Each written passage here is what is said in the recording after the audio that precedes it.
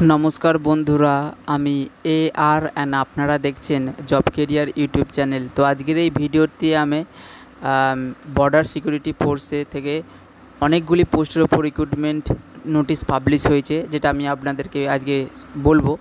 তো ভিডিওটি শুরু হওয়ার আগে আমি আপনাদের কাছে অনুরোধ করব, যারা এখনও পর্যন্ত আমার চ্যানেলটিকে সাবস্ক্রাইব করে রাখেননি তারা যেন অবশ্যই চ্যানেলটিকে সাবস্ক্রাইব করে রাখে। আমি নতুন এবং পুরানো সব ধরনের ভিউয়ার্সদেরই আমি রিকোয়েস্ট করছি, যারা এখনও পর্যন্ত চ্যানেলটিকে সাবস্ক্রাইব করেননি তারা যেন অবশ্যই সাবস্ক্রাইব করে রাখে। তো দেখুন, government of India, ministry of home affairs, যেটা directorate general border security force থেকে রিক্রুটমেন্টটি পাবলিশ হয়েছে। তো এখানে কোন কোন পোস্টের কথা বলা হয়েছে আমি আপনাদের সবই বলবো। তো ভিডিওটি মন দিয়ে দেখুন। গ্রুপ বি নন গ্যাজেটেড নন মিনিস্টেরিয়াল পোস্ট, যেটি ডাইরেক্ট বিএসএফের আন্ডারে। তো এখানে যে পোস্টের কথা বলা হয়েছে ইন্সপেক্টর লাইব্রেরিয়ান, এখানে আনরিজার্ভ ক্যাটাগরির ক্ষেত্রে 2টি পোস্ট রয়েছে এবং অন্যান্য যে ক্যাটাগরি এক্ষেত্রে লাইব্রেরিয়ান পোস্টের ওপর সেরকম রিক্রুটমেন্ট নেই, শুধুমাত্র আনরিজার্ভ ক্যাটাগরির ক্ষেত্রেই রয়েছে।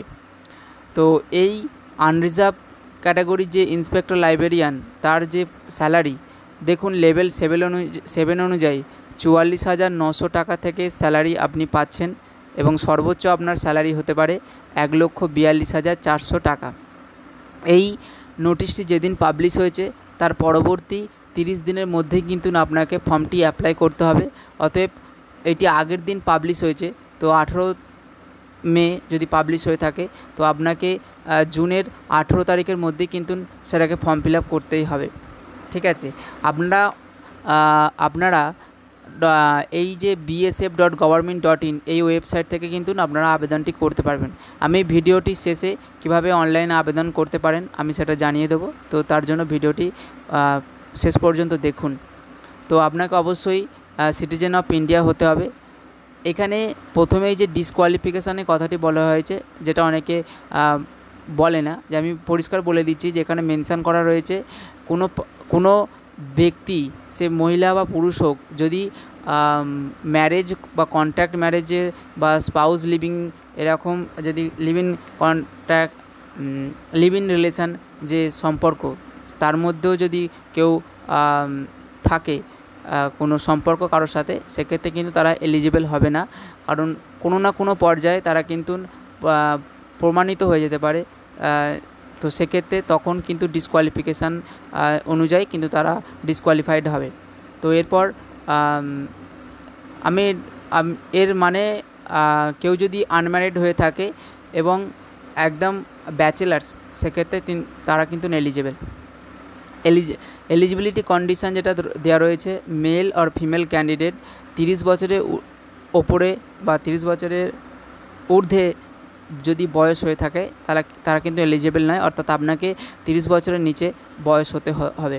এখানে যে এজ রিল্যাক্সেশনের কথাটি বলা রয়েছে, যেটা যেমন SC/ST ক্যান্ডিডেটদের ক্ষেত্রে 5 বছরের এজ রিল্যাক্সেশন থাকে, সেটা আছে, এবং যারা OBC ক্যান্ডিডেট তাদের ক্ষেত্রে 3 বছরের এজ রিল্যাক্সেশন রয়েছে। এবং যারা আনরিজার্ভ ক্যাটাগরির সেন্ট্রাল গভর্নমেন্টের এমপ্লয়ি, তারা যদি এই পোস্টের ওপর আবেদন করতে চায় এবং তারা 3 বছর যদি রেগুলার কন্টিনিউয়াস অফিসে কাজ করে, সেক্ষেত্রে কিন্তু তাদের 5 বছর পর্যন্ত এজ রিল্যাক্সেশন রয়েছে আপার এজ লিমিটের ক্ষেত্রে। এডুকেশন কোয়ালিফিকেশান যেটা এখানে মেনশান করা রয়েছে, bachelor degree in library science and library and information science from recognized university and institute, অর্থাৎ ব্যাচেলার ডিগ্রি থাকতে হবে লাইব্রেরি সায়েন্সের অথবা লাইব্রেরি অ্যান্ড ইনফরমেশানের ওপর। এক্সপিরিয়েন্স যদি আপনার কোনো লাইব্রেরি থেকে থাকে আন্ডার দ্য সেন্ট্রাল গভর্নমেন্ট আর স্টেট গভর্নমেন্টের কোনো অর্গানাইজেশানে, তাহলে কিন্তু আপনি আগে অগ্রাধিকার পাচ্ছেন। এবং আপনার যদি হায়ার কোয়ালিফিকেশান যেমন মাস্টার ডিগ্রি থাকে লাইব্রেরি সায়েন্সের ওপর বা ডিপ্লোমা ইন কম্পিউটার অ্যাপ্লিকেশানে যদি কোনো সার্টিফিকেট থাকে, সেক্ষেত্রে কিন্তু আপনি আগে প্রথম চান্স পাবেন। এরপর আসবো যে ফিজিক্যাল স্ট্যান্ডার্ড যেটা বলা রয়েছে, হাইট মেল ক্যান্ডিডেটদের ক্ষেত্রে 167.5 সেন্টিমিটারের মধ্যে থাকতে হবে এবং ফিমেল ক্যান্ডিডেটদের ক্ষেত্রে 157 সেন্টিমিটার হতে হবে। চেস্ট মেল ক্যান্ডিডেটদের ক্ষেত্রে 81 সেন্টিমিটার এবং আনএক্সপ্যান্ডেড অর্থাৎ না ফুলিয়ে আপনার বুক সেক্ষেত্রে 86 সেন্টিমিটার হওয়ার কথা বলা রয়েছে। ওয়েট বিএসএফের যে নিয়ম অনুযায়ী আপনার একটি নির্দিষ্ট ওয়েট আছে, যেটা বিএসএফের ওয়েবসাইটে কিন্তু আপনারা সেটা পেয়ে যাচ্ছেন। হাইটের যে রিল্যাক্সেশন সেটা শুধুমাত্র গোর্খাস, গাড়োয়ালিস, কুমায়ুনস, দোগরাস, মারাঠাস এদের ক্ষেত্রে 167 সেন্টিমিটার থেকে 165 সেন্টিমিটার পর্যন্ত ছাড় রয়েছে, ঠিক আছে। এরপর যদি আদিবাসী ক্যান্ডিডেট যারা রয়েছে তাদের ক্ষেত্রে 167.5 সেন্টিমিটার টু 165 সেন্টিমিটারেরও ছাড় রয়েছে, মানে এই সীমার মধ্যে হলে উচ্চতায় তারা কিন্তু চান্স পেয়ে যাচ্ছে। এরপর আসবো যে যদি ফিমেল ক্যান্ডিডেটরা যেমন গোর্খা, গাড়োয়াল, কুমায়ুন, হিমাচল প্রদেশ, ডোগরাস, মারাঠাস, সিকিমিজ, লে, Ladakh, Kashmir valley, north eastern states এই সমস্ত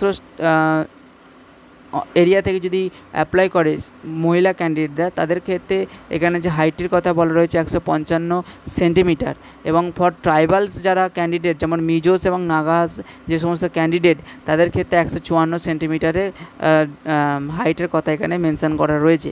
এখানে মেডিকেল স্ট্যান্ডার্ড অনুযায়ী আপনার নিয়ার ভিশন যে বেটার আই এবং ওর্স আই এখানে সেটা পরিমাপ দেওয়া আছে। বেটার আই ক্ষেত্রে N6 হবে এবং ওর্স আই যদি আপনার N9 হয় তাহলে কিন্তু আপনি ডিসকোয়ালিফাই হয়ে যেতে পারেন। তো যাই হোক, এখানে বিভিন্ন মেডিকেল স্ট্যান্ডার্ড এখানে আপনারা একটু দেখে নেবেন।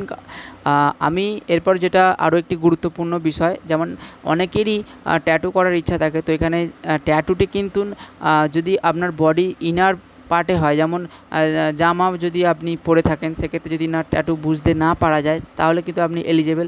অনেকে হাতেও ট্যাটু করে থাকে, হাতের যদি ইনার দিকে হয় সেক্ষেত্রে কিন্তু বোঝা যায় না। যেমন এখানে মেনশান করা রয়েছে যে হাত দিয়ে আপনি স্যালিউট করবেন সেই হাতে যদি ইনার সাইডে যদি স্যালুট করার সময় ট্যাটু বুঝতে পারা যায় বা দেখতে পাওয়া যায় সেক্ষেত্রে কিন্তু আপনি এলিজেবল হবেন না, কারণ এখানে পুরো মেনশন করা রয়েছে tattoos marked on traditional sides on the body like inner aspect of forearm but only left forearm, অর্থাৎ যে হাতে আপনি স্যালিউট করবেন না সেই হাতে যদি থাকে সেক্ষেত্রে কোনো অসুবিধা নেই। যদি যে হাতে স্যালিউট করবেন সে হাতে যদি ট্যাটু থাকে আপনি কিন্তু প্রবলেমে পড়তে পারেন। এবং ট্যাটু সাইজ এখানে যেটা মেনশান করা রয়েছে 1/4 সাইজ, লেস দ্যান 1/4 সাইজ আপনার এলবো এবং হাতের, অর্থাৎ আপনার হাতের 1/4 এর যদি সাইজে ছোট হয় তাহলে কিন্তু আপনি এলিজেবল হচ্ছেন। এরপর আসবো যে ক্যান্ডিডেটরা যদি ডিটেলস আরও যদি তথ্য জানতে চায় সেক্ষেত্রে bsf.government.in এই ওয়েবসাইটে গিয়ে কিন্তু দেখতে পারে এই নোটিশটি সম্বন্ধে। এবং এখানে যারা গভর্নমেন্ট এমপ্লয়ি তারা যদি এখানে ডাইরেক্ট এন্ট্রি করতে চায় কোনো রকম এজ রিল্যাক্সেশন ছাড়াই, তারা কিন্তু নো অবজেকশন সার্টিফিকেট দিতে হবে যেই অফিসে বা যেই ডিপার্টমেন্টে তারা কাজ করছে, হেড অফিসের সিগনেচার অথবা ডিসিপ্লিনারি যে ভিজিলেন্স সার্টিফিকেট সেটা কিন্তু দেখাতে হবে। সিলেকশান প্রসিডিওরটা এখানে যেটা বলা রয়েছে 3টি ধাপে হবে। একটা হচ্ছে আপনার রিটেন এক্সাম, দ্বিতীয় ধাপে আপনার ডকুমেন্ট ভেরিফিকেশান বলতে পারেন বা ফিজিক্যাল এফিসিয়েন্সি, এবং তৃতীয় ধাপে আপনার মেডিকেল টেস্ট হচ্ছে। ফার্স্ট ফেজে যেটা রিটেন এক্সাম হবে তার এখানে সিলেবাসটা মেনশন করা রয়েছে। 150টি কোশ্চেন হবে, অবজেক্টিভ টাইপ অর্থাৎ শর্ট কোশ্চেন। সিলেবাস যেটা এখানে দেওয়া রয়েছে লাইব্রেরি যে ডিগ্রির ওপর পার্ট এতে দেখুন জেনারেল নলেজ অ্যান্ড বেসিক কম্পিউটারের দেওয়া রয়েছে, general awareness, English language, general intelligence এগুলোর ওপর আপনার থাকছে 15 নাম্বার, 20 নাম্বার, 15 নাম্বার এবং বেসিক কম্পিউটারের ওপর 20 নাম্বার। তো আপনারা চাইলে সিলেবাসটা একটু ভিডিওটি পজ করে দেখে নিতে পারেন। এরপর আসছি যে লাইব্রেরিয়ান ইনফরমেশান সায়েন্সে 80টি কোশ্চেন থাকবে 80 মার্কসে। তো তার যে সিলেবাস এখানে মেনশন করা রয়েছে চাইলে আপনারা কিন্তু ভিডিওটি পজ করে দেখে নিতে পারেন, কারণ এখানে সিলেবাসটা অনেকটাই বড়। আমি যদি আপনাদেরকে পুরোটা বলতে যাই সেক্ষেত্রে ভিডিওটা লং হয়ে যাবে, তাতে আপনার কিন্তু টাইমটা কিন্তু বেশি হয়ে যাবে ভিডিওর। তো যাই হোক, আমি এখানে ভিডিওটি এই পাতাটা স্কিপ করছি, চাইলে আপনারা কিন্তু ভিডিওটি পজ করে একটু সিলেবাসটা দেখে নিতে পারেন। এরপর আসবো যে কোয়ালিফাইং অফ রিটেন এক্সাম, অর্থাৎ রিটেন এক্সামে কোয়ালিফাই করতে গেলে কত মার্কস তুলতে হবে। দেখুন, রিটেন এক্সামে যেটা ফুল মার্কস থাকবে তার উপর যদি 45% মার্কস পান, সেক্ষেত্রে কিন্তু আপনি রিটেন এক্সামটা কোয়ালিফাই হয়ে যাচ্ছে। সেকেন্ড ধাপে আপনার ফিজিক্যাল এফিসিয়েন্সি টেস্ট, অর্থাৎ কোনো শারীরিক যে সক্ষমতা বা হাইট মেজারমেন্ট বা আরও অন্যান্য যে রান, এগুলো আপনাকে এক্সাম দিতে হবে এবং তারপর কিন্তু আপনার মেডিকেল এক্সামের মাধ্যমে কিন্তু ফাইনাল সিলেকশানটি হচ্ছে। তো এখানে দেখুন কীভাবে অ্যাপ্লাই করবেন। আমি প্রথমে বলেছিলাম ভিডিও শুরুতে যে bsf.government.in ওয়েবসাইটেতে 19/5/2024 তারিখের থেকে কিন্তু ফর্ম ফিল আপটি আবেদন শুরু হচ্ছে এবং আবেদনের শেষ তারিখ হচ্ছে 17/6/2024 11:19 PM এই সময়ের মধ্যে। অ্যাপ্লিকেশানটি যে ফর্ম ফিল আপ ফিজ সেটার দেওয়া রয়েছে, দেখুন এখানে 200 টাকা ফর্ম ফিল আপ চার্জ রয়েছে এবং তার সাথে যে কমিশন সার্ভিস সেন্টার, অর্থাৎ এক্সামে যে সেন্টার, তার যে চার্জ 47 টাকা। তো টোটাল 250 টাকার চার্জ রয়েছে। আপনি অনলাইন ব্যাঙ্কে যেমন নেট ব্যাঙ্কিং বা ডেবিট কার্ডের সাহায্যে কিন্তু আপনি এই ফর্ম ফিল আপটি পেমেন্ট মেটাতে পারেন। যারা মহিলা ক্যান্ডিডেট অথবা শিডিউল কাস্ট, শিডিউল ট্রাইব এবং বিএসএফ যারা সার্ভিং পার্সোনাল বা তাদের ক্ষেত্রে এই এক্সামিনেশান ফিটা কিন্তু এক্সেমটেড করা রয়েছে। ঠিক আছে, এরপর আসবো যে রিক্রুটমেন্টের যে সেন্টারগুলো, অর্থাৎ কোন কোন সেন্টার থেকে পরীক্ষাগুলো দিতে পারবেন আপনারা, সেই সমস্ত সেন্টারে কিন্তু নাম দেওয়া রয়েছে। যেমন জালান্ধার থেকে এই সমস্ত সেন্টারগুলো থেকে আপনারা পরীক্ষা দিতে পারছেন। যাই হোক, তো এখানে বিভিন্ন সেন্টার দেওয়া রয়েছে, আপনারা একটু চাইলে দেখে নিতে পারেন যে কোন কোন সেন্টারে আপনারা চাইলে কিন্তু ফর্ম ফিল আপের সময় সেই সেন্টারটার নাম দিতে পারেন আপনার নিকটবর্তী। এরপর আরও যে ইম্পর্টেন্ট ইনস্ট্রাকশান, যেমন এই পরীক্ষাটি দিতে আসার জন্য কোনো রকম ট্রাভেল অ্যালাউন্সেস বা ডিয়ারনেস অ্যালাউন্সেস আপনাকে দেওয়া হচ্ছে না, অর্থাৎ কোনো রকম রিল্যাক্সেশন দেওয়া হচ্ছে না যাতায়াত করার জন্য। আপনি যে পরীক্ষাটি দিতে আসবেন তার জন্য যে থাকার ব্যবস্থা সেটা আপনাকে নিজেকেই করতে হবে এবং আপনি যদি এজ রিল্যাক্সেশন চান সেক্ষেত্রে আপনাকে আপনার গভর্নমেন্ট যে সার্টিফিকেট, কোনো যদি কাস্ট বিলং করে থাকেন সেক্ষেত্রে আপনার কাস্ট সার্টিফিকেট দেখাতে হতে পারে এবং যদি কোনো গভর্নমেন্ট এমপ্লয়ি হয়ে থাকেন সেক্ষেত্রে আপনার 3 বছরের যে না ছুটি নিয়ে রেগুলার বেসিসে যে কাজ করেছেন তার যে একটি সার্টিফিকেট, সেটা দেখালে কিন্তু আপনি এজ রিল্যাক্সেশন 5 বছরে পেয়ে যেতে পারেন যারা গভর্নমেন্ট এমপ্লয়ি।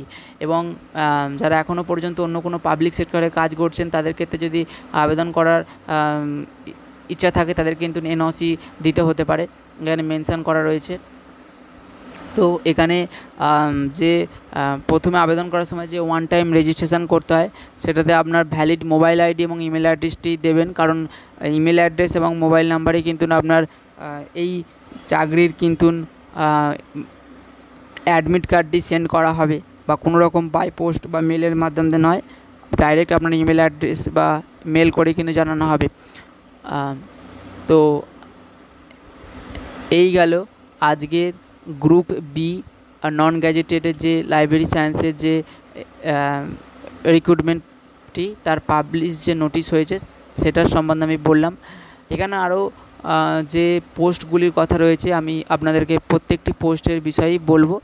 তো যাই হোক, এটা গেল গ্রুপ বির পোস্টের ওপর। এরপর আসবো যে গ্রুপ বি অ্যান্ড সি,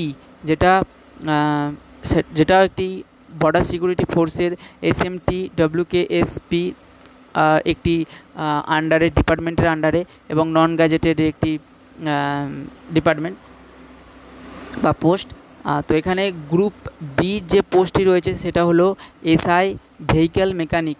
এখানে আনরিজার্ভ ক্যাটাগরি ক্ষেত্রে 2টি পোস্ট রয়েছে এবং OBC ক্যাটাগরি ক্ষেত্রে 1টি পোস্ট রয়েছে।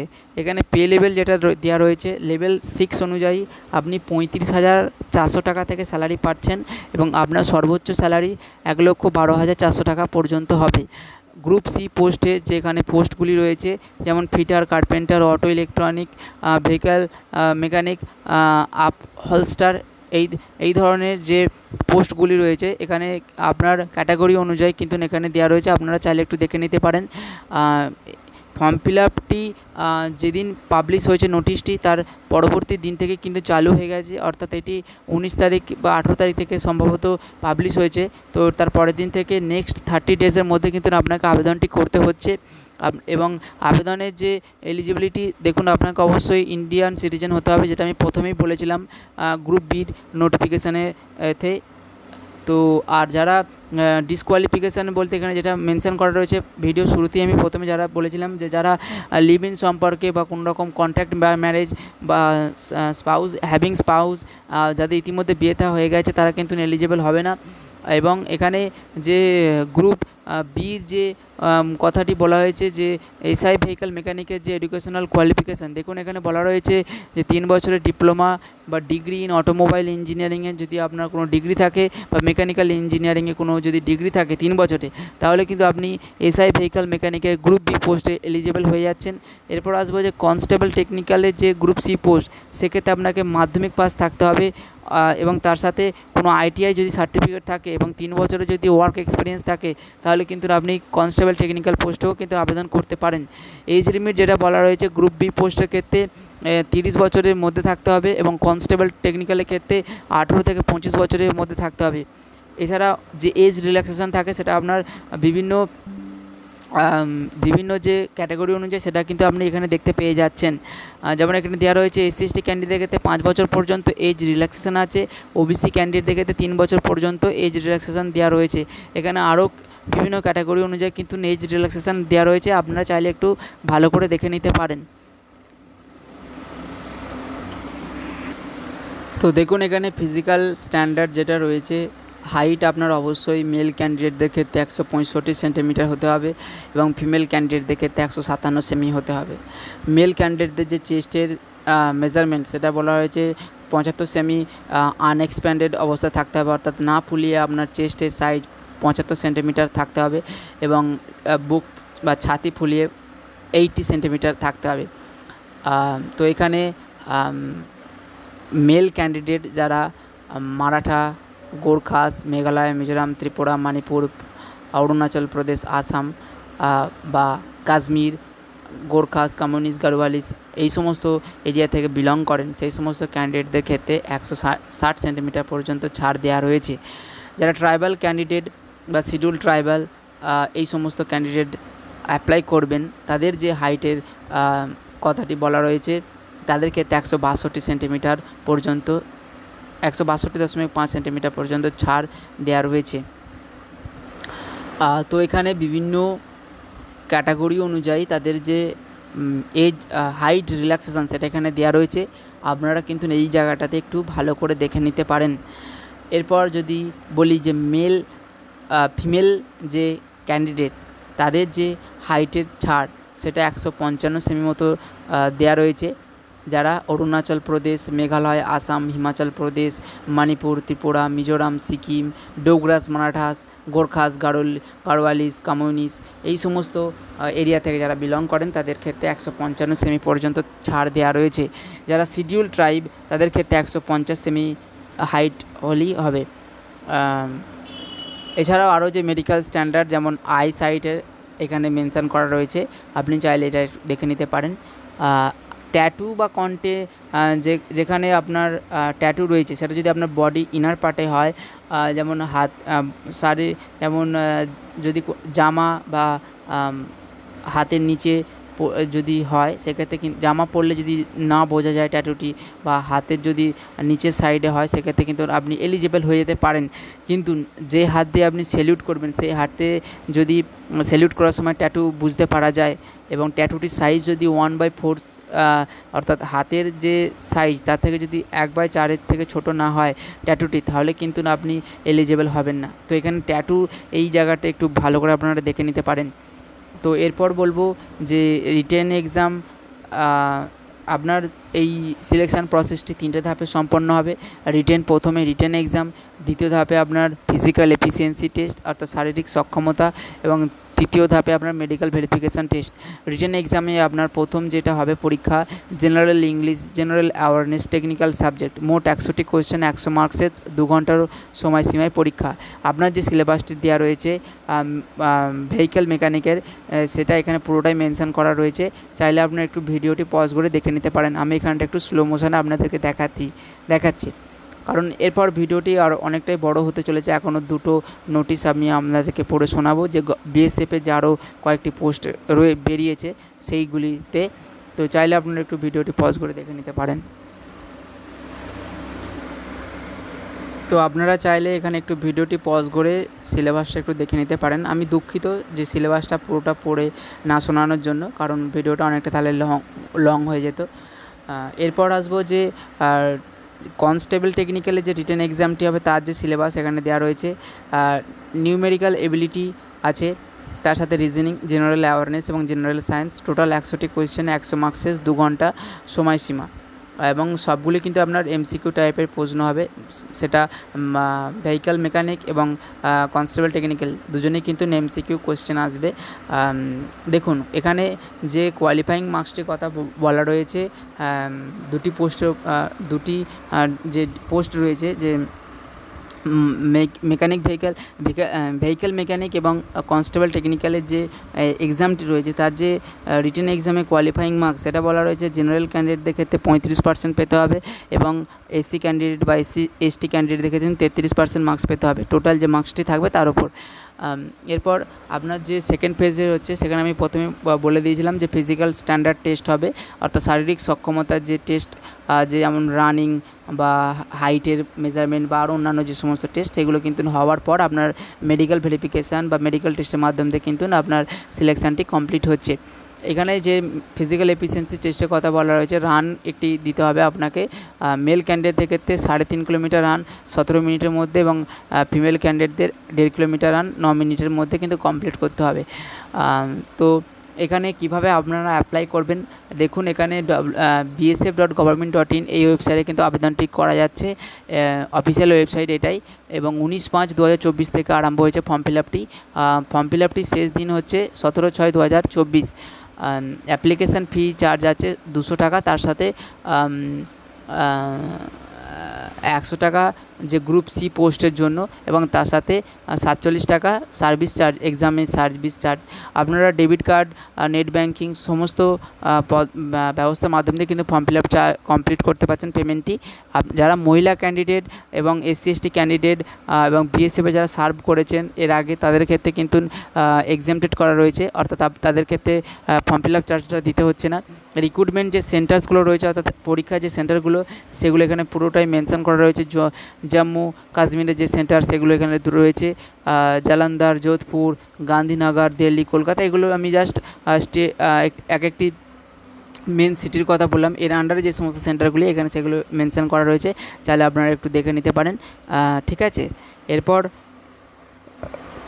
আরও যে সমস্ত গুরুত্বপূর্ণ পয়েন্টগুলি রয়েছে যেগুলো অবশ্যই জানাটা প্রয়োজন, যেমন আপনারা যদি কোনো গভর্নমেন্ট এমপ্লয়ি হয়ে থাকেন এবং 3 বছরের অধিক কাজ করছেন গভর্নমেন্ট অফ ইন্ডিয়ার আন্ডারে, সেক্ষেত্রে যদি 3 বছর রেগুলার যদি কাজ করে থাকেন, অফিসে যেয়ে থাকেন, তার ক্ষেত্রে কিন্তু আপনি 5 বছর পর্যন্ত এজ রিল্যাক্সেশন পেয়ে যাচ্ছেন আপার এজ ক্ষেত্রে।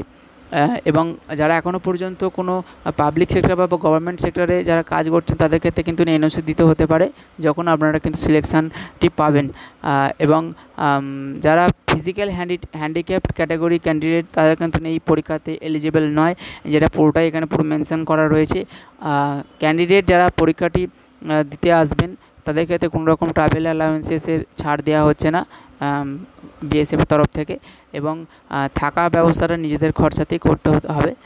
ঠিক আছে, তো এটা কীভাবে অ্যাপ্লাই করবেন আমি সেটা প্রথমে নোটিশটাতেই বলে দিয়েছিলাম, যে প্রথমে 1 টাইম রেজিস্ট্রেশন করতে হবে, তারপর আপনাদের স্টেপ 2তে অ্যাপ্লিকেশানটি ফিল আপ করতে হবে, এবং স্টেপ 3তে পেমেন্টটি কমপ্লিট করার পর কিন্তু আপনার ফর্ম ফিল আপটি কমপ্লিট হয়ে যাচ্ছে। তো ঠিক আছে, এটা হলো group B and group C যে ভেহিক্যাল মেকানিক এবং টেকনিক্যাল যে রিক্রুটমেন্টটি রয়েছে সেটার নোটিশটি আমি আপনাদেরকে পড়ে শোনালাম। এরপর আসবো আরও একটি গ্রুপ বি এবং গ্রুপ সি যে নোটিশটি রয়েছে, যেমন এসআই অর্থাৎ স্টাফ নার্স এবং ল্যাব টেকনিক্যাল ফিজিক্যাল ফিজিওথেরাপিস্টের যে পোস্টগুলি রয়েছে সেটার বিষয়ে আমি আপনাদেরকে শোনাবো। দেখুন, এটাও গভর্নমেন্ট অফ ইন্ডিয়ার বর্ডার সিকিউরিটি ফোর্সে প্যারামেডিক্যাল স্টাফ রিক্রুটমেন্ট, যেটা এই রিক্রুটমেন্টের সাথে কিন্তু আপনার এক্সামটি হবে। তো এখানে স্টাফ নার্সের যে ভ্যাকান্সি রয়েছে টোটাল 14টি, আনরিজার্ভ ক্যাটাগরি 4টি, ইকোনমিক্যাল উইকার সেকশানে 3টি, ওবিসি 4টি, এসসি ক্যান্ডিডেটদের 2টি এবং শিডিউল্ড ট্রাইবদের 1টি পোস্ট রয়েছে। তো মোট স্টাফ নার্সের ক্ষেত্রে 14টি পোস্ট রয়েছে।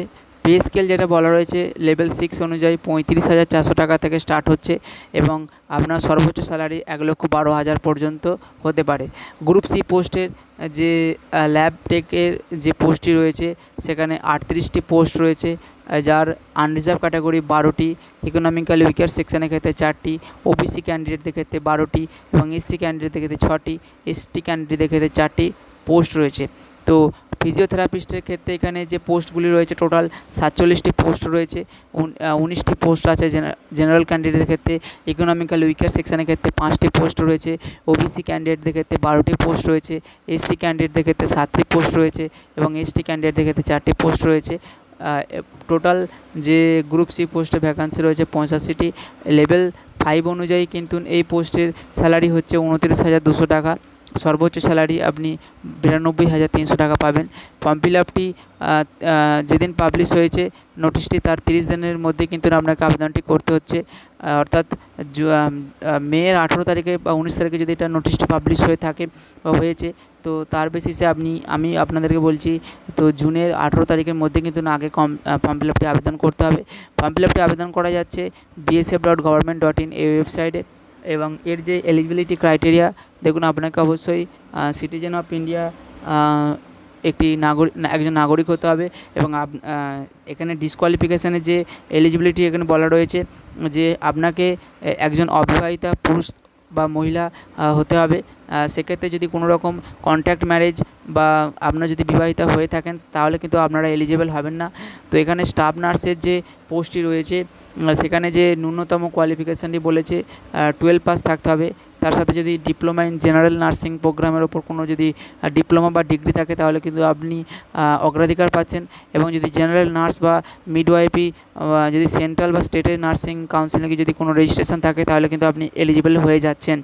ডিজারেবল যেটা এখানে বলা রয়েছে যদি টিউবারকুলোসিস হসপিটাল অ্যাডমিনিস্ট্রেশন বা sister tutor public health paediatric psychiatry এই ধরনের ডিপার্টমেন্টে যদি কাজ করে থাকেন তাহলে কিন্তু আপনি আগে অগ্রাধিকার পাচ্ছেন। ল্যাব টেকনিশিয়ানের যেটা এডুকেশান কোয়ালিফিকেশান বলা রয়েছে 12 পাস থাকতে হবে, তার সাথে মেডিকেল ল্যাবরেটরি টেকনোলজিতে বা স্টেট বা গভর্নমেন্টে সেন্ট্রাল গভর্নমেন্টে যদি কোনো সার্টিফিকেট থাকে তাহলে কিন্তু আপনি আগে অগ্রাধিকার পাচ্ছেন। এসআই যে আছে ফিজিওথেরাপি সেক্ষেত্রে আপনাকে 12 পাস থাকতে হবে কোন সায়েন্সের ওপর এবং তার সাথে ফিজিওথেরাপিতে ডিপ্লোমা বা ডিগ্রি থাকতে হবে। ঠিক আছে, এরপর যে এজ রিল্যাক্সেশন দেওয়া রয়েছে এসআই তো দেখুন এখানে যে এজ রিল্যাক্সেশন দেওয়া রয়েছে বা এজ লিমিট দেওয়া রয়েছে সেটা আমি আপনাদেরকে পড়ে বলছি। এসআই বা স্টাফ নার্সের ক্ষেত্রে এজ লিমিট 21 থেকে 30 বছরের মধ্যে থাকতে হবে। ল্যাব টেকনিশিয়ানের ক্ষেত্রে 18 থেকে 25 বছরের মধ্যে থাকতে হবে বা ফিজিওথেরাপিস্ট যে পোস্টটি রয়েছে সেক্ষেত্রে 20 থেকে 27 বছরের মধ্যে থাকতে হবে। এখানে আরও অন্যান্য যে এজ ক্যাটাগরি অনুযায়ী যে এজ রিল্যাক্সেশন সেটা দেওয়া রয়েছে, আপনারা চাইলে ভিডিওটি পজ করে দেখে নিতে পারেন। তবে নর্মালি এসসি এসটি ক্যান্ডিডেট ক্ষেত্রে 5 বছরের এবং 3 বছরের এজ রিল্যাক্সেশন থাকে, যেটা প্রত্যেকটি গভর্নমেন্টের নোটিশই দেওয়া রয়েছে। এছাড়াও যে আরও অন্যান্য ক্যাটাগরি অনুযায়ী যে এজ রিল্যাক্সেশন সেটা কিন্তু এখানে পুরোটাই মেনশন করা রয়েছে, চাইলে আপনারা কিন্তু দেখে নিতে পারেন। এরপরে আসবো যে ফিজিক্যাল স্ট্যান্ডার্ড টেস্ট, যেমন এসআই বা staff nurse, lab technician, physiotherapist এই 3টি পোস্টের ওপরই যে মেজারমেন্ট অর্থাৎ হাইট বলা রয়েছে মেল ক্যান্ডিডেটদের ক্ষেত্রে 165 সেন্টিমিটার, ফিমেল ক্যান্ডিডেটের ক্ষেত্রে 150 সেন্টিমিটার, চেস্ট বলা রয়েছে 76 সেমি আনএক্সপ্যান্ডেড অবস্থাতে না ফুলিয়ে এবং 81 সেন্টিমিটার, বুকের অর্থাৎ ছাতি ফুলিয়ে যে যে একটা মেজারমেন্ট সেটা বলা হয়েছে 1000 সেন্টিমিটার। ওইটার ক্ষেত্রে বিএসএফই ওটা একটা ওখানে যে নির্দিষ্ট মাপ সেটাই অনুযায়ী কিন্তু হবে। তো দেখুন এখানে আরও যে ট্যাটুর কথাটা আমি বারবারই বলছি, আপনার যদি বডির ইনার পার্টে হয় সেক্ষেত্রে কিন্তু কোনো রকম প্রবলেম হবে না, কিন্তু যে হাতে আপনি স্যালিউট করবেন সেটা যদি ইনার পার্টে হয় সেক্ষেত্রে আপনি স্যালিউট দেওয়ার সময় কিন্তু সেটা দেখতে পাওয়া যাবে, এবং সেই হাতে যদি না থাকে কিন্তু আপনি এলিজিবল হয়ে যাবেন। ঠিক আছে, এরপর আসবো যে সিলেকশান প্রসেসটা, এইটা 3টি ধাপে সম্পন্ন হবে। ফার্স্ট এক্সামিনেশান যেটা হবে সেটা হচ্ছে রিটেন এক্সাম। রিটেন এক্সামে আপনার যে স্টাফ নার্সে সেটা 100 মার্কসে আছে, 100 নাম্বারে, সময় 2 ঘন্টা। আর ল্যাব টেকনিশিয়ানের ক্ষেত্রে কিন্তু 100 মার্কসও রয়েছে, এখানে সিলেবাস কিন্তু একটু আলাদা হয়ে যাচ্ছে। সেক্ষেত্রে 100 মার্কস রয়েছে, 100টি কোয়েশ্চেন 2 ঘন্টা। ফিজিওথেরাপিস্ট পোস্টের ওপর সিলেবাসটি আলাদা রয়েছে, এখানে 100 মার্কস আছে, 2 ঘন্টা, 100টি কোয়েশ্চেন। যে কোয়ালিফাইং যে পার্সেন্টেজ জেনারেল ক্যান্ডিডেটদের ক্ষেত্রে 45% পেতে হবে এই এক্সাম থেকে, এবং এসসি এসটি ক্যান্ডিডেটের ক্ষেত্রে 40% মার্কস পেতে হবে যদি কোয়ালিফাই করতে হয়। সেকেন্ড এক্সামিন যেটা হবে সেটা হচ্ছে আপনার ওই ফিজিক্যাল এফিসিয়েন্সি টেস্ট হবে, আপনার যে হাইট বা উচ্চতা এই বেসিসে, বা বিভিন্ন রানেরও অনেক সময় টেস্ট হয়, এবং তারপর কিন্তু মেডিকেল এক্সামিনেশান হয়ে কিন্তু আপনার সিলেকশানটি হচ্ছে। এখানে যে দ্বিতীয় ধাপে ফিজিক্যাল এফিসিয়েন্সি টেস্ট হবে সেক্ষেত্রে রানস কিন্তু আপনাকে 1.6 কিলোমিটার 7 মিনিটের মধ্যে কমপ্লিট করতে হবে মেল ক্যান্ডিডেটদের ক্ষেত্রে। ফিমেল ক্যান্ডিডেটদের ক্ষেত্রে 800 মিটার রান 5 মিনিটের মধ্যে কমপ্লিট করতে হবে। লং জাম্প আছে মেল ক্যান্ডিডেটদের ক্ষেত্রে 11 ফিটে 3 বার চান্স দেওয়া হবে, আর ফিমেল ক্যান্ডিডেটদের ক্ষেত্রে 8 ফুট আছে হাইট পর্যন্ত, 3 বার চান্স দেওয়া হবে। হাই জাম্পের ক্ষেত্রে 3 বার চান্স দেওয়া হবে। মেল ক্যান্ডিডেটদের 3.5 ফুট পর্যন্ত হাই জাম্প দিতে হবে, এবং ফিমেল ক্যান্ডিডেট থেকে 2.5 ফুট পর্যন্ত হাই জাম্প দিতে হবে। এরপর আসবো যে কীভাবে আপনারা আবেদনটি করতে পারবেন। দেখুন এখানে 19/5/2024 তারিখ থেকে ফর্ম ফিল আপটি আবেদনটি শুরু হচ্ছে bsf.government.in ওয়েবসাইটে, এবং ফর্ম ফিল আপটি শেষ ডেট হচ্ছে 17/6/2024। ফর্ম ফিল আপের ফিস যেটা রয়েছে 200 টাকা গ্রুপ বি পোস্টের ওপর, এবং গ্রুপ সি পোস্টের ওপর 100 টাকা, এবং তার সাথে রয়েছে 47 টাকা এক্সামিনেশান ফিজ। তো আপনারা ডেবিট কার্ড, ক্রেডিট কার্ড বা নেট ব্যাঙ্কিং এই সমস্ত পদ্ধতির মাধ্যম থেকে কিন্তু পেমেন্টটি করতে পারছেন। এরপর আসবো যে রিক্রুটমেন্ট সেন্টার, সেখানেও কিন্তু এখানে মেনশন করা রয়েছে, চাইলে কিন্তু আপনারা একটু দেখে নিতে পারেন যে কোন কোন সেন্টারে আপনার নিকটবর্তী এরিয়াতে পরীক্ষার্থী সেন্টারটি রয়েছে। ইম্পর্টেন্ট নোটিফিকেশান, আগের যে আমি নোটিশগুলো পড়ে শুনিয়েছি যে ট্রাভেল বা অ্যালাউন্সেস কোনো রকম পরীক্ষা দিতে যাওয়ার ক্ষেত্রে দিচ্ছে না, বা আপনাকে পরীক্ষা দিতে থাকার যে ব্যবস্থা সেক্ষেত্রে আপনার নিজের খরচে করতে হবে। যদি গভর্নমেন্ট এমপ্লয়ি হয়ে থাকেন সেক্ষেত্রে 3 বছর যদি আপনি ডেলি উপস্থিত থাকেন বা প্রেজেন্ট থাকে সেক্ষেত্রে কিন্তু আপনাকে 5 বছর পর্যন্ত এজ রিল্যাক্সেশন দিতে পারে আপার এজ লিমিটের ক্ষেত্রে। তো এই ধরনের কিছু ইম্পর্টেন্ট নোটিফিকেশান দেওয়া রয়েছে বা ইনস্ট্রাকশান দেওয়া রয়েছে, সেগুলো একটু দেখে নিতে পারেন। ঠিক আছে, আর একটি ফর্ম ফিল আপ আবেদন করার সময় আপনার যে ভ্যালিড মোবাইল আইডি বা ইমেল আইডি সেটা যেন অবশ্যই একটু ফলো করবেন, কারণ ওই ইমেল আইডি বা মোবাইল নাম্বারে কিন্তু মেসেজের মাধ্যমে আপনাকে কবে কী পরীক্ষা হবে বা অ্যাডমিট কার্ড এগুলো কিন্তু জানানো হবে। যাই হোক, আজকের এই গ্রুপ বি বা গ্রুপ সি যে পোস্টের যে নোটিশটি সেটা আমি আপনাদেরকে পড়ে বললাম। এরপর আসবো গ্রুপ সি পোস্টের ওপর। দেখুন এখানে গ্রুপ সি যে পোস্টের যে অ্যাডভার্টাইজমেন্ট নাম্বার সেখানে মেনশন করা রয়েছে। এখানে ভেটেরিনারি স্টাফ ওপর নিয়োগটি হচ্ছে, হেড কনস্টেবল অ্যান্ড শুধু কনস্টেবল পোস্টের ওপর। আনরিজার্ভ ক্যাটাগরির ক্ষেত্রে 2টি পোস্ট, ইকোনমিক্যালি উইকার সেকশনের ক্ষেত্রে 1টি পোস্ট, ওবিসি ক্যান্ডিডেটের ক্ষেত্রে 1টি পোস্ট। এটা গেল আপনার হেড কনস্টেবলের মোট 4টি পোস্ট, এবং কনস্টেবলের যে নেলম্যানের সেটা 2টি পোস্ট রয়েছে। হেড কনস্টেবলের যে স্যালারি 25,500 টাকা থেকে আরম্ভ করে 81,100 টাকা পর্যন্ত আপনি স্যালারি পেয়ে যাচ্ছেন লেভেল 4 অনুযায়ী। কনস্টেবলের ক্ষেত্রে লেভেল 3 অনুযায়ী কিন্তু 21,700 টাকা থেকে 69,100 টাকা পর্যন্ত আপনি স্যালারি পেয়ে যাচ্ছেন। ফর্ম ফিল আপের আবেদনটি 30 দিনের মধ্যে কিন্তু আপনাকে আবেদনটি করতে হচ্ছে। যেদিনকে নোটিশটি পাবলিশ হচ্ছে তার পরের দিন থেকে 30 দিনের মধ্যে কিন্তু আপনাকে ফর্ম ফিল আপটি করতে হচ্ছে। ফর্ম ফিল আপে আবেদনটি করা যাচ্ছে bsf.government.in ওয়েবসাইটের মাধ্যম দিয়ে। আপনাকে অবশ্যই ন্যাশনালিটি ইন্ডিয়ান সিটিজেন হতে হবে, এবং অবশ্যই অবিবাহিত হতে হবে, এবং আপনার যদি কোনো কন্ট্যাক্ট ম্যারেজ বা লিভ ইন সম্পর্কে থাকে বা আপনার বিবাহিত হয়ে থাকেন তাহলে কিন্তু আপনি এলিজিবল হবেন না এই চাকরির ক্ষেত্রে। এডুকেশনাল কোয়ালিফিকেশান যেটা বলা রয়েছে, হেড কনস্টেবলের ভেটেরিনারি পোস্টের ওপর 12 পাস থাকতে হবে। তার উপর যদি 1 বছরে যদি ভেটেরিনারি স্টক অ্যাসিস্ট্যান্টে কোনো ইনস্টিটিউশন থেকে কোনো যদি সার্টিফিকেট বা কোয়ালিফিকেশান করে থাকে বা এক্সপিরিয়েন্স থাকে, তাহলে কিন্তু আপনি আজ্ঞা অগ্রাধিকার পেয়ে যাচ্ছেন। বা কনস্টেবল নীলম্যানের ক্ষেত্রে যে কোয়ালিফিকেশানটি দেওয়া রয়েছে, মাধ্যমিক পাস থাকতে হবে। তার সাথে 2 বছরের যদি এক্সপিরিয়েন্স থাকে হ্যান্ডলিং পশু বা অ্যানিমেলসে যদি হ্যান্ডলিং করার যে এক্সপিরিয়েন্স, গভর্নমেন্টে কোনো ভেটেরিনারি হসপিটাল বা কোনো রকম প্রাইভেট অর্গানাইজেশনে, সেক্ষেত্রে কিন্তু আপনি আজ্ঞা অগ্রাধিকার পাচ্ছেন। এজ লিমিট যেটা রয়েছে, হেড কনস্টেবল ভেটেরিনারি পোস্টের উপর 18 থেকে 25 বছর পর্যন্ত এজ লিমিট রয়েছে। কনস্টেবল নীলম্যানের ক্ষেত্রে 18 থেকে 25 বছর পর্যন্ত এজ লিমিট রয়েছে। এজ রিল্যাক্সেশন যেটা রয়েছে, শিডিউল কাস্ট শিডিউল ট্রাইবের ক্ষেত্রে 5 বছরের এজ রিল্যাক্সেশন দেওয়া রয়েছে। আদার ব্যাকওয়ার্ড ক্লাসের ক্ষেত্রে 3 বছরের এজ রিল্যাক্সেশন রয়েছে, যেটা ওবিসি ক্যান্ডিডেট। এছাড়া ফিজিক্যাল স্ট্যান্ডার্ড যেটা বলা রয়েছে, হেড কনস্টেবল এবং কনস্টেবলের ক্ষেত্রে মেল ক্যান্ডিডেটের ক্ষেত্রে 165 সেন্টিমিটার হতে হবে, ফিমেল ক্যান্ডিডেটের ক্ষেত্রে 150 সেন্টিমিটার হতে হবে। চেস্ট, বুকের ছাতি ফুলিয়ে 76 সেমি হতে হবে, ঠিক আছে। ওয়েট যেটা বিএসএফ নির্ধারণ করবে সেটাই। এরপর আসবো যে আরও কয়েকটি গুরুত্বপূর্ণ পয়েন্ট, যে সিলেকশন প্রসেসটি আপনার 3টি ধাপে সম্পন্ন হচ্ছে। ফার্স্ট রিটেন এক্সাম, দ্বিতীয় ধাপে আপনার ফিজিক্যাল এফিসিয়েন্সি টেস্ট এবং তৃতীয় ধাপে আপনার মেডিকেল টেস্ট। তো প্রথম ধাপে যে রিটেন এক্সাম হচ্ছে, সেখানে যে সিলেবাস সেটা এখানে মেনশন করা রয়েছে।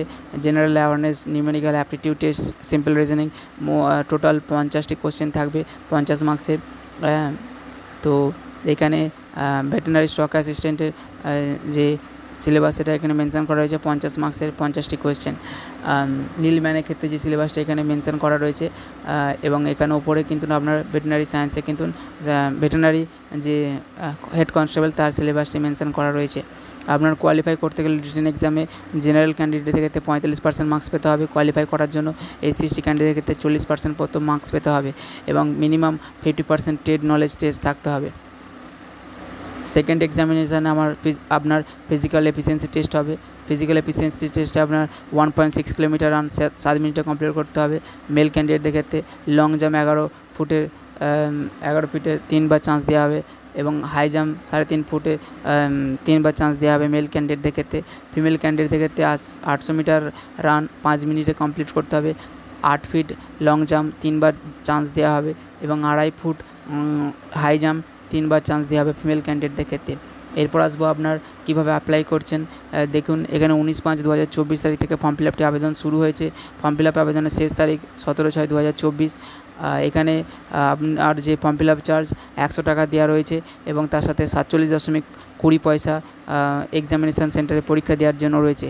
আপনারা ফর্ম ফিল আপে পেমেন্টটি net banking, credit card, debit card এই মাধ্যমে দিতে পারছেন। Women candidate, SC ST candidate এদের ক্ষেত্রে কিন্তু এই সমস্ত ক্যান্ডিডেটের ক্ষেত্রে কিন্তু ফর্ম ফিল আপ চার্জ দিতে হচ্ছে না। আপনার যে নিকটবর্তী রিক্রুটমেন্ট সেন্টার সেগুলো এখানে মেনশন করা রয়েছে। এই সমস্ত সেন্টারগুলোতে কিন্তু আপনারা পরীক্ষা দিতে পারবেন। চাইলে আপনারা এখানে ভিডিওটি পজ করে দেখে নিতে পারেন যে আপনার নিকটবর্তী এরিয়াতে কোন সেন্টারটি দেওয়া রয়েছে। এখানে ইম্পর্টেন্ট ইনস্ট্রাকশন যেগুলো দেওয়া রয়েছে, আপনার পরীক্ষাটি দিতে বা আসার জন্য কোনো রকম ট্রাভেল অ্যালাউন্সেস বা এক্সপেন্সেস দেওয়া হচ্ছে না। আপনার থাকার ব্যবস্থা নিজের খরচাতেই করতে হবে এবং যদি আপনি গভর্নমেন্ট এমপ্লয়ি হয়ে থাকেন সেক্ষেত্রে যদি আপনি এজ রিল্যাক্সেশন না চান সেক্ষেত্রে সেক্ষেত্রে আপনার 3 বছর যদি সার্ভিস করে থাকেন এবং ডেলি বেসিসে কাজ করে থাকেন সেক্ষেত্রে কিন্তু আপনাকে 5 বছর পর্যন্ত এজ রিল্যাক্সেশন দেবে। এবং আপনি যদি কোনো প্রাইভেট বা গভর্নমেন্টে যদি কাজ করে থাকেন তাহলে ডিপার্টমেন্টে, তাহলে সেক্ষেত্রে যদি এনওসি কিন্তু লাগবে, তার আগে কিন্তু আপনি এনওসিটা করিয়ে নেবেন। এবং আপনি যে মোবাইল নাম্বার, ইমেল আইডি বা মোবাইল নাম্বার দিয়ে লগ ইন করবে সেই ইমেল আইডিটা যেন অবশ্যই ভ্যালিড থাকে, কারণ ওই ইমেল আইডির মাধ্যমে কিন্তু আপনাকে অ্যাডমিট কার্ডটি সেন্ড করা হবে।